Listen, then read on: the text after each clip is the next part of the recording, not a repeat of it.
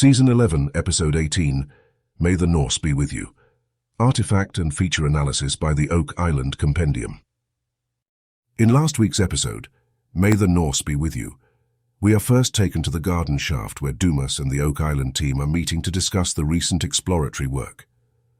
A pile of timbers is shown that has been taken from the bottom of the garden shaft, and it is explained that there appears to be no walls or a ceiling of a tunnel. It is Dumas' opinion that the tunnel either collapsed or was partially deconstructed. This brings up some interesting questions for the Oak Island team to ponder. What looks like a rosehead spike is taken out from one of the timbers, and it was bagged and tagged and taken to Emma Culligan in the lab for further analysis. We then move to the war room where the Oak Island team is meeting with Dr. Doug Simons, a retired psychology professor from Acadia University in Nova Scotia. Dr. Simons is presenting his theory that the Norse and Knights Templar were connected during the Crusades, and a knowledge of Oak Island was transmitted between the two groups. Professor Simons described the pieces of wood and other features that have been dated to around 1200 AD as possible evidence of activity of the Norse or Knights Templar on Oak Island. Dr. Simons described the history of the Norse during the Crusades that was led by King Sigurd of Norway. He feels that it is possible that the Norse were exploring the North Atlantic coast of North America and could have visited Oak Island, although at the time it would not have been an island, but a mainland feature. Dr. Simons postulates that this knowledge of Oak Island may have been transmitted to the Knights Templars, who in turn visited the area and possibly buried Holy relics there. The scene shifted to the southeast corner of the swamp, where metal detectorist Gary Drayton and Rick Lagina are continuing to excavate and explore the area for more artifacts.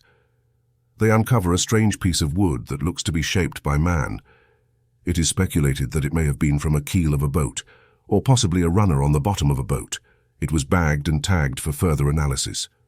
Sometime later, surveyor Steve Guptill joined Gary, and they discovered what appeared to be another ship railing, which looked very similar to another proposed ship railing, found previously which dated to the 8th century. It will also be sent for analysis. We are then taken to the center of Lot 5, the location headed by archaeologist Helen Sheldon, where the large rectangular feature identified earlier is located. She is joined by archaeologist Laird Niven and Jack Begley.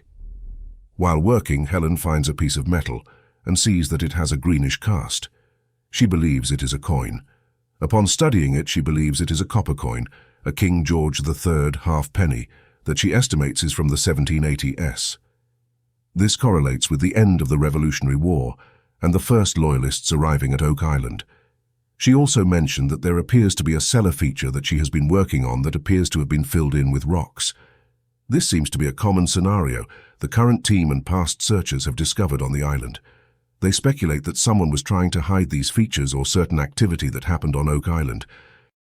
We are then taken to the new lab, where the Oak Island team meets with blacksmith Carmen Legger, who is brought in to give his opinion on two recently found artifacts uncovered at the garden shaft. These artifacts appear to be pieces of metal that he inspects closely. He states that they appear to be nail spikes, but he is not certain due to the heavy buildup of material around them. Archaeometallurgist Emma Culligan decides to put the larger piece in the XRF scanner and the smaller piece in a CT scanner. Carmen states he's not sure what they are and would like to see more details from the scans. The CT scan of the smaller piece reveals to Carmen that in his opinion it is a square nail spike that could date anywhere from the late 1400s to the 1700s ES. The XRF scan of the larger piece reveals it is also a spike, but not for a structure. He speculates it could have been for a fastener for a chest or used for hanging a lantern. Our analysis concludes back at the southeast corner of the swamp, where the Oak Island team uncovers some wood that is speculated to have been part of a dam that has long since been thought to have existed on the southern and northern part of the swamp. Dr. Ian Spooner is brought there the next day to give his opinion of the feature. He says that it is down far in the sediment and notices the reddish wood which looks similar to some that was found under the Stone Road feature. He speculates if the two constructions could be related. Until next week. Please visit www.theoakislandcompendium.com for the article and our other content related to the Oak Island mystery. Good day from the Compendium. Daniel and Charlotte